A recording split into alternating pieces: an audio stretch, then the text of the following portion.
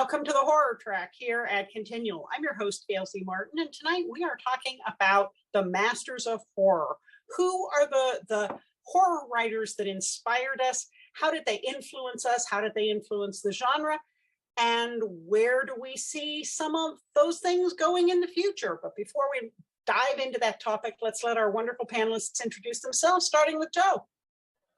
Hi, I'm Joe Compton. I'm an independent author and independent filmmaker. I actually have done more in horror on the independent film side than I have on the independent authoring side, although I'm remedying that with a few stories that I'll be having in some anthologies later on. But for now, the way I skew is toward film. But I also run Go Indie Now, which is an online network that supports, highlights, and fosters independent artists of all kinds. Okay, Dawn. Hi, my name is Dawn Dehel. I'm a writer, although I haven't written much pure horror. I do keep getting told to tone some scenes down and remember the genre I am writing in. And yeah, that's about it for me. Okay, Derek. Hello, my name is Derek Austin Johnson. I am a former movie critic and a fiction writer, predominantly of horror fiction. You can find my stories in anthologies such as Generation X and the horror zine Book of Werewolf Stories, as well as Midnight Tales #6 or 5, 5, 6. One of those two. Yeah, one of them. And I'm Gail Z. and Morgan Bryce. As Gail, I write epic and urban fantasy. As Morgan, I write urban fantasy, male paranormal romance. I've got a lot of creepy things that go bump in the night.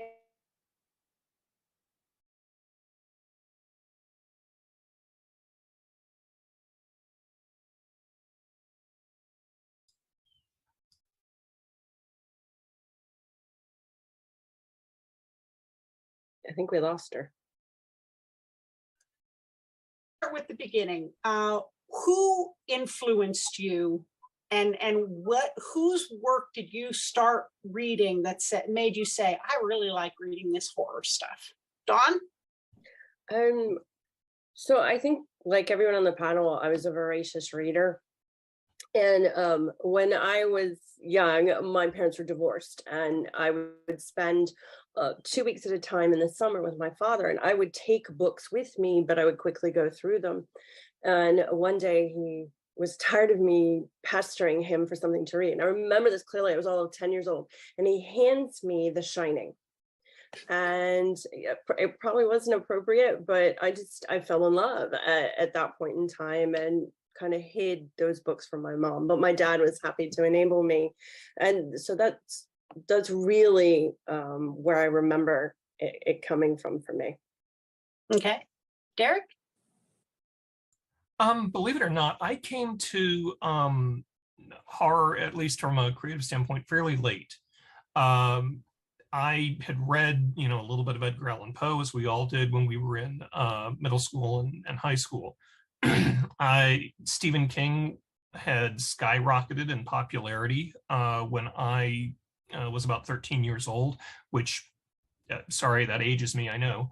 But and I read a little bit here, a little bit there, but for the most part, I wasn't really, I didn't really start to embrace a lot of this until about 1987 or 1988. And at that time, I was reading I can't really call them horror writers, but I was reading people like Lucius Shepard and Harlan Ellison in Omni Magazine. This was about the time Ellen Dotlow and Terry Windling were coming out with their year's best fantasy and horror collections.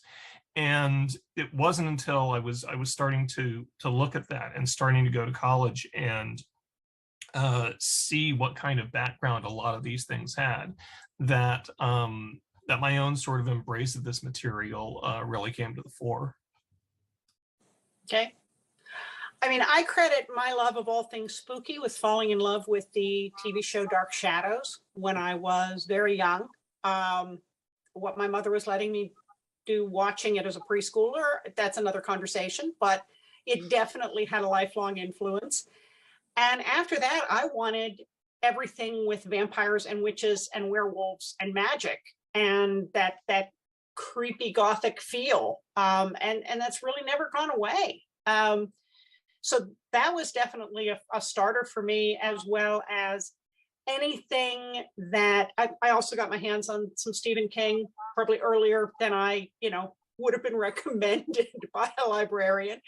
But I fell in love with anything mysterious, anything. The Alfred Hitchcock and the Three Investigators had very little to do with Alfred Hitchcock, but I loved those shows in reruns. I loved all of the the classic monster movies that you might catch on a Saturday after, early evening on one of the channels that you had to adjust the antenna just right to bring it in. And pretty much if it had a monster in it, I was happy. So that has definitely held true. Joe? Yeah, for me, Edgar Allan Poe was my gateway drug. I couldn't believe you could write horror about the mind and the freakiness of the actual scariness of your own mind, and how it can play tricks on you and things like that. That was like discovering plutonium for me. I realized that's exactly what I wanted to write and how I wanted to write, and I couldn't believe there was somebody who did it. So it was really great to have that influence. Some of the earlier works of things that I remember reading, like Thomas Tryon's the Harvester Home, and Dean Kootz's Shattered. Those were books that I really gravitated towards. Again, very psychological. I was always into like the psychological stuff, even though I liked The Exorcist, The Howling. And I too grew up on Saturday afternoons after Little League. We would come home and it would be a steady diet of Kung Fu theater right after Elvira. And then Elvira would come on and we'd watch Elvira. And then I was allowed to stay up a little bit later at night on Saturday nights. So at 10 o'clock, 11 o'clock, they would have the Vincent Price Mystery Theater. And so we would have monster movies and things like that. And I always grew up on all of those. And then, of course, I went out on my own and discovered, Fritz Lang movies and White Zombie and, all the wonderful, wonderful creepiness of the 30s and 40s that really started this whole thing for me. So that's where I came from. And then we would have parties on a Saturday night, VCR tapes that we would trade with Creep Show, Faces of Death, the one with the Santa Claus that kills everybody, and all those wonderful, wonderful, terrible slasher films that nobody wants to remember, but were really, really important in my life. So that's how it all started for me. Yeah, I think the way our channel repackaged those classic horror movies was they had a host that I suspect was the weatherman in a Dracula costume. He introduced the movie, so there you go. Now, if you were putting together what you would consider an ultimate horror book collection, we'll start with books, we can go from there. Who would be the authors you include in that and why? Derek? Wow, that's always a really hard question. And I say this only because, we have about 3,000-ish books in the house already. And I'm going, okay, what are we talking about for space? And it's hard to really pinpoint a lot of this. It's hard to talk about a sort of greatest hits or best of sort of bookshelf, because you have to ask how far back you actually want to go. Joe, you were talking about Edgar Allan Poe. Do we want to, it seems almost sacrilegious to not include him. Do we include Lovecraft? Because I feel like, you have to have some kind of grounding in cosmic horror, and Lovecraft really brought 20th century ideas, or at least 20th century philosophy into horror fiction. But I would also, so let's look at those as all, it's just, yeah, you kind of need those, but I cut a lot of my teeth on Richard Matheson, who was really sort of my, he's been my guiding light for the longest time, in large part because of his work on Twilight Zone. But let's be real, he really did sort of shape 20th century fiction. You know his work even if you've never read him. I could say a lot of the same things about Robert Bloch, who, I mean, if you know Psycho, then you pretty much have a real grasp of what Bloch was capable of. But he has this huge body of work that I think deserves some recognition. A lot of other people like Charles Beaumont, who was part of that sort of California sort of scene. But that's just before you get to say 1968. Where do I put somebody like Joe Lansdale, who is one of my formative writers? Where do I put people who influenced him or who were influenced by him, like say Norman Partridge or Sean Cosby? And I'm always conscious of wanting to include as many divergent voices as we possibly can. So, I look at people like Gemma Files. I look at people like Tananarive Due. I look at people like Victor Laval or Rena Mason. It is hard to do this now. It used to be, now we have, what would be your main ones? Oh, bam, bam, bam. Well, that was simple. That's, not a lot we needed to do. And, the horror center is always really strong, but the voices that have gravitated towards it are so varied that I can't even put together a reasonable sampling without leaving far too many people out. Yeah. I mean, I agree with all of those, certainly King in there. I'd add Chelsea Quinn Yarborough's work, Charlene Harris, Laura K. Hamilton. All of those have been really formative for me, as well as Patricia Clapp's Jane Emily was a book I read in middle school, and it still haunts me every time I see a garden ball. Those things are creepy as hell, and we now know all about them because of that book. An odd pick that I'd throw in are some of the short stories of Isaac Bashevis Singer. If you've ever read his stories that are very atmospheric, set in a Russian shtetl with the Dybbuks that tempt good men into bad things, and they're almost magical realism. There's just such a voice and an atmosphere to them, even though you don't really think of Singer as writing horror. Those gave me the creeps. And for sheer classics, I'd throw in Shakespeare's Hamlet and Macbeth. I wanted to read Shakespeare because I heard it had ghosts in it. And whatever gets you to the table. And then, of course, we are seeing long overdue a lot of wonderful diverse writers coming from all kinds of different backgrounds and telling amazing stories and bringing so much to the table, which is fantastic. And a current favorite of mine is L. Marie Wood. And so definitely seeing some very cool stuff out there. Joe? Yeah, I mean, all of those are, L. Marie Wood is a personal favorite of mine as well. I don't think you could have these conversations without the groundbreakers like Mary Shelley. I mean, even though some people would consider that more speculative fiction than horror, women of horror were unheard of at that time, and so what she created and breaking all the barriers and doing all that, I think that's how I would define, what needs to be seen for somebody who's getting into, and it's actually probably a tamer way to get into horror than a Stephen King or a Kuntz or a Clive Barker, all of which I would include on that list as well. Bram Stoker, I think you have to have Dracula on there at some point. It's the most talked about, most reissued, most redone story of all time. So I think those kind of things, Hamlet is another perfect example of Shakespeare. That's exactly, Poe led me to Shakespeare, which led me to everything else in, and storytelling and how to properly tell a story. I mean, those are all great examples. I mean, I mean, for me, one-offs are more interesting. Like Gary Bradner's the Howling. That's a story that I would include.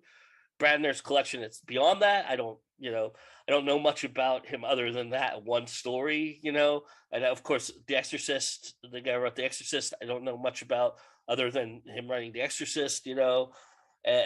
Those kind of stories are the kind of the stories that I would gravitate to, classics like that to get people started. But if you're looking at collections and authors all over, overall, I mean, it's hard to argue with the ones that are there, King and Kuntz and Barker and all those, and everyone that's been mentioned already. I mean, it's like Derek said, it's a broad genre with a lot of different. I mean, another one, Anne Rice. I mean, you can't have this conversation without Anne Rice. I mean, groundbreaker. She changed the game. I mean, how many authors has she bred just from her writing? I mean, that's I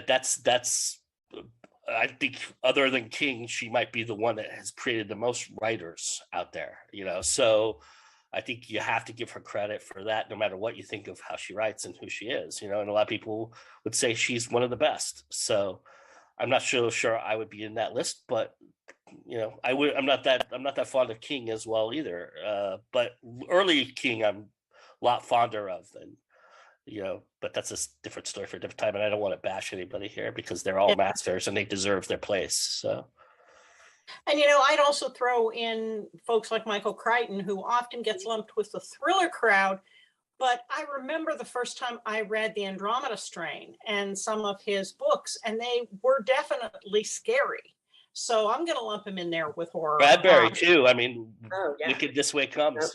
I mean, yeah.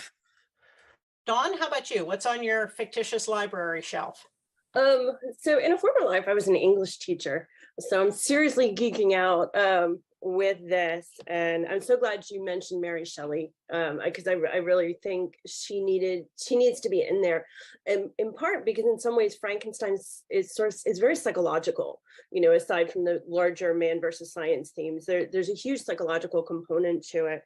Who else started? Poe. Right, it would sort of be the books or stories that haunted me would probably be the name of my list, and so with Poe, like Berenice, nobody ever reads Berenice, but the end of that just blew me out of the water the first time. I kept going back going, no, he did it.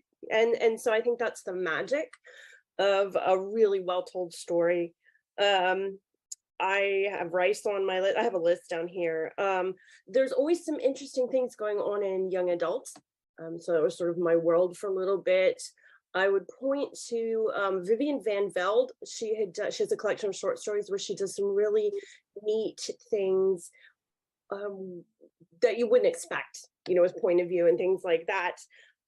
What about Wilkie Collins, The Woman in White, or Ambrose Bierce? Had a one-off story that he did.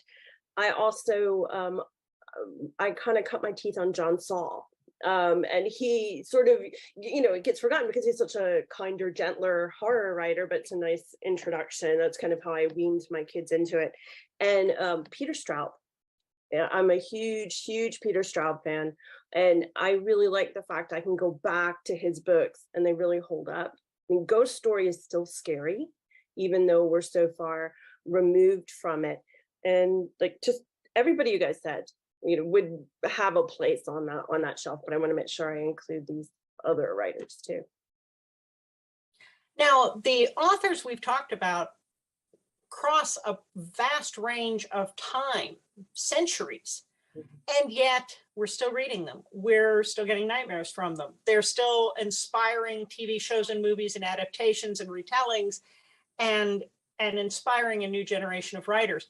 What makes those horror stories so timeless that what scared people in Shakespeare's day still scares people now?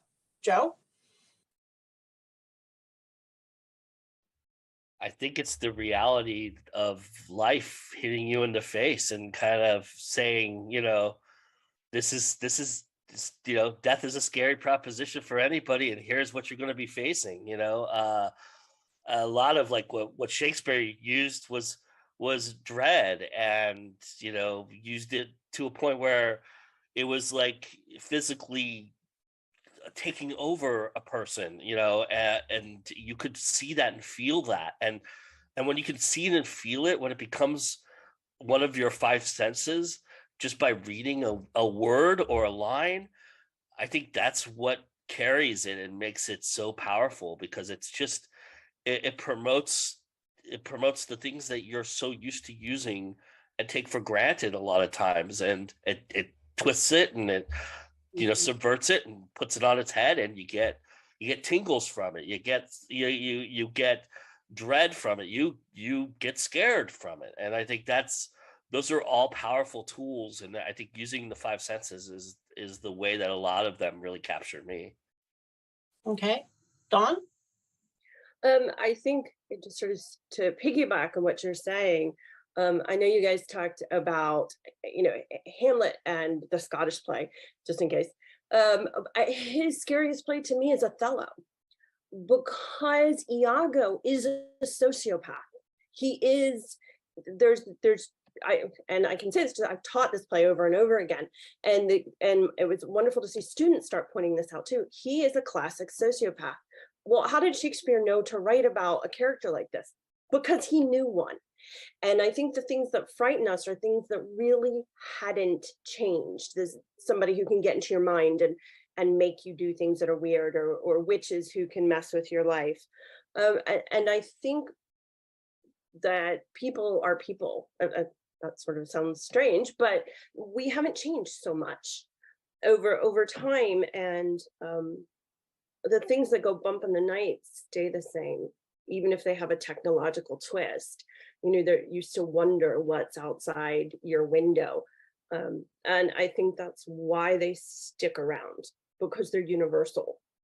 And I think that Poe or even King or Shakespeare, it doesn't matter if you think about, the French authors or Chinese authors, it doesn't matter. These things frighten us. It's why there's a vampire myth for every culture. And because these are the things that haunt us.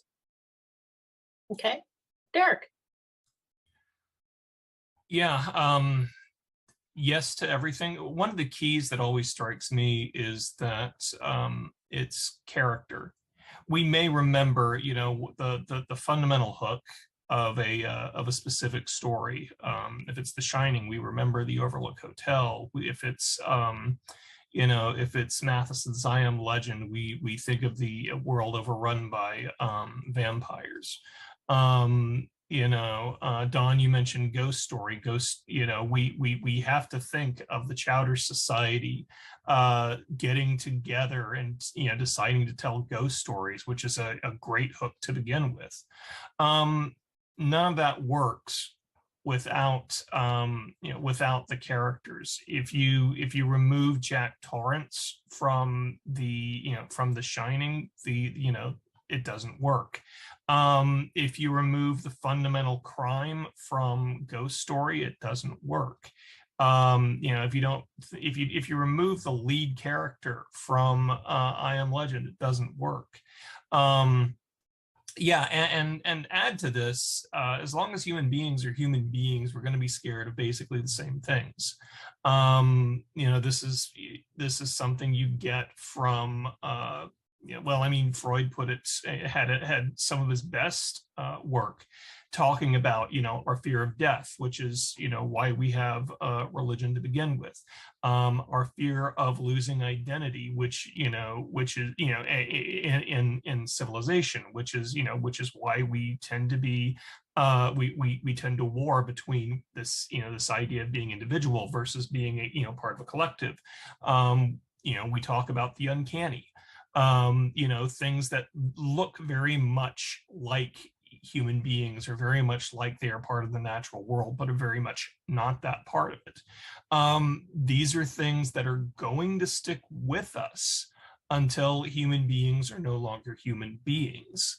And it's something that we really can't rationalize our way out of. You know, we can say, well, I'm not scared of heights, and that may be true, but you know, that fear of falling is innate. You know, we may not be necessarily afraid of going underwater, but that fear of, you know, not seeing beyond the murky depths is innate. Yeah, I think not only is there the self-preservation and things like that, the let's not drown, the don't go out in the woods at night, something could eat you. But there's also the sense of the fear of the stranger in the village. I know everybody, but I don't know you. Why are you here? The idea of going away and coming back and finding everything changed in ways you don't expect. One of the things that didn't seem like it would be a fit anymore was the fear of plague. And oh yeah, that's now suddenly very modern. Because these things don't change. Body horror like that with, well, you know, what if I catch something terrible? And it's rooted in self-preservation. It's rooted in a fear of death, but it's quintessentially human, and we haven't changed from that. I've really seen that. We've started watching a lot of Korean drama and horror. And while there are definitely some differences in the lore around a lot of these creatures, there's a lot more in common than not. And the sense of what living with terrible grudges will do to you and what it will drive you to. And it is a very deep thread there. And you can see it in Western fiction as well, the people who have an obsession and can't let go of it. And it destroys them and usually everybody around them as well. There's also a sense of like disrupting comfort too. You know, you get comfortable in your life and who you are, and then all of a sudden this little thing disrupts you. Like you're stuck in the middle of the woods, or you're meeting a stranger, or in the case of like a South Korean horror, like Old Boy, you wake up and you're in a strange hotel all of a sudden, and you don't know why you're there or how you got there, and you have to figure it all out on your own, and you know, you're completely lost. And so all of those disorientations kind of play into the mindset of, you know, horror and scariness as well. So we've talked about how, you know, the horror written in the past still resonates with us now. What about the horror of the future? Are we still going to be afraid of the same things, but in different guises? Where do you think horror is headed from here? I mean, we just lived through 2.5 years of pandemic. Well, we can cross that off the bingo list, maybe, but certainly informs future writing. Run toward the zombies, everybody. So, Dawn, what do you think? Where are we headed with horror? And what the masters have to say, the masters that have instructed us and informed us, how are they relevant going forward? We're always going to see the same themes, you know, loss of control and, you know, and loss of our comfort. I think we're going to see quite a bit more that has to do with sort of where it starts blending into sci-fi about our loss of habitat and the after effects of that. Now, whether it's new plagues or plagues that cause new creatures or something along those lines. I can see a lot of apocalypse. We've done apocalyptic, but I really think nuclear apocalypse, if it isn't making a comeback, really needs to, because I think there's a whole generation that doesn't understand, you know, sort of the consequences, and I think that the horror that dealt with nuclear apocalypse really changed minds. You know, my parents, and I think that there's potential there for that kind of horror to come back. Okay, Derek, how about you? Ecology. Mm-hmm. I just finished. I read an article today that talked about the lack of water in the United States. But drought is not the current drought is not just a national phenomenon; it's a global one. It's global in large part because of environmental factors. And one of the chief issues you're seeing that's exacerbating the impending lack of water is not urban areas, but in fact, food production. Food production takes an incredible amount of water. What I see in large cases, or at least in terms of horror fiction, maybe a sense of a return or a spike in folk horror, specifically because folk horror, when you think about a lot of what shows up in folk horror, it is, a lot of folk rituals are concerned with harvest. They are concerned with bringing food, bringing nutrition into, back into your community. I see a lot of that probably coming back to the fore again. What was 1011 had a new novel that was just published that was very much an eco horror novel. I can't remember the name of it, but it is terrifying. It is this sense that whatever we are seeing around us will only get worse. And I agree with Dawn also. I think nuclear apocalypse fiction ought to make a comeback, because it seems like this is a threat that I thought we put behind us 30 years ago. But it's still there. So yeah. Well, and I would add to that list stories about the loss of bodily autonomy. Once again, we thought this was settled, but apparently it's not. And that is a terrifying thing, regardless of how it happens, to not be able to control your own self raises all kinds of possibilities for horror. And again, kind of ripped from the headlines.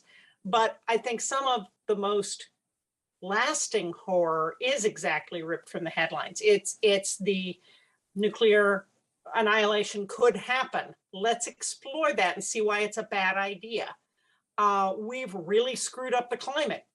How bad could it be? And is there a chance to save ourselves? I think there's unfortunately, the headlines are just a gold mine of great ideas for new horror. Joe?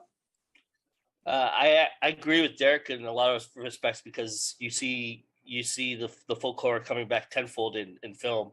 Robert Eggers, Ari Aster, these are guys that are creating things around mythical, legends and witches and different tribal aspects and things like that, and they're using those in a setting of past time, but they're using it in a modern idealism, and it's kind of interesting how they've created that. But along those lines too, I think a lot of our sense of pride and vanity has been getting struck with horror a lot too.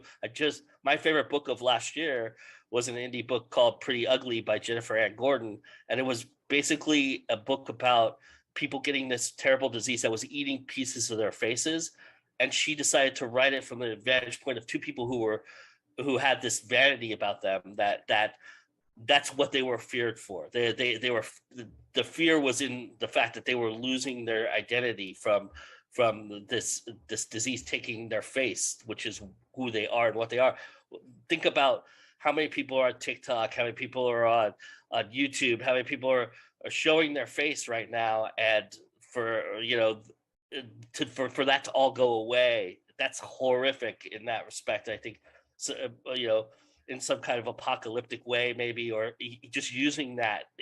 We're already seeing horror films out there that are using Zoom as a catapult to make a movie and things of that nature. So I think all technology and using our own sense of vanity and pride is always a good formula for scaring the shit out of people. Sorry.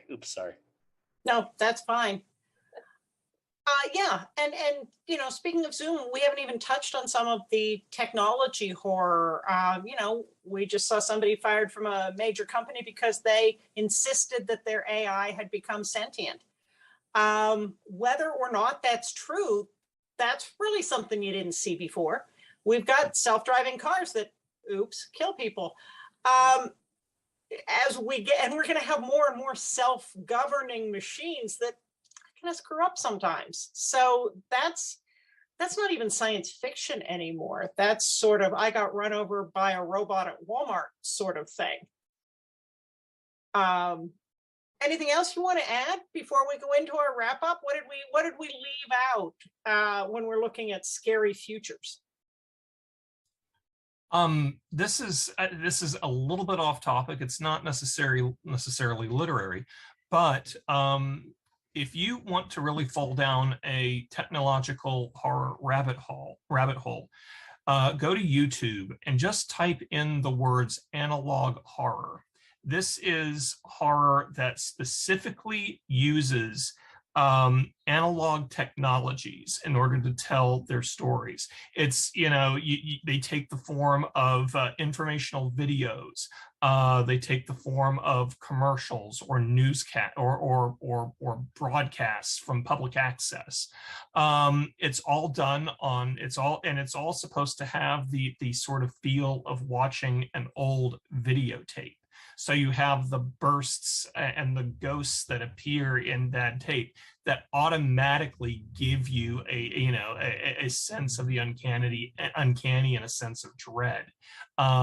It's absolutely riveting. I mean, you can find things, and I'll say stuff like Local 58, which is a fantastic analog horror channel.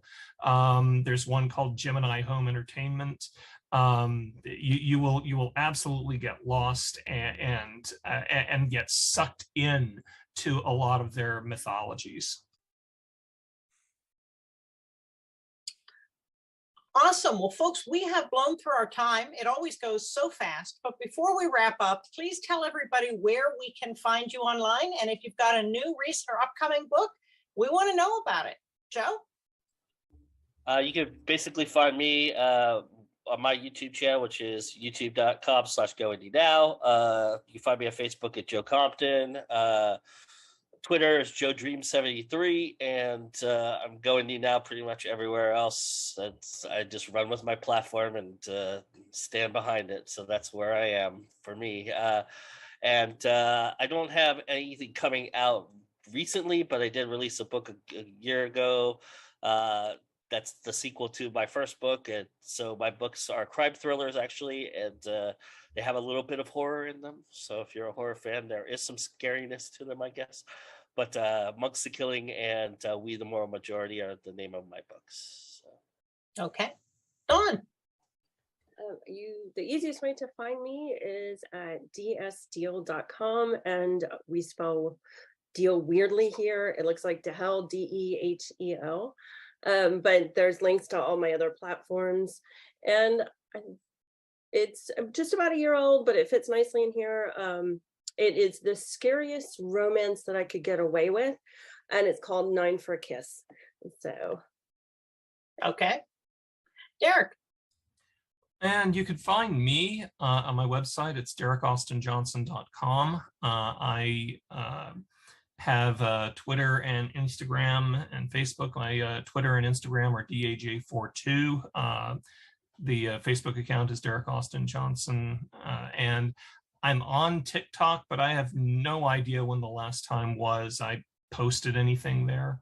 And also, for upcoming fiction, I have at the end of September, you'll find My Story, The Faith in the volume 1 of the anthology Camp Slasher Lake.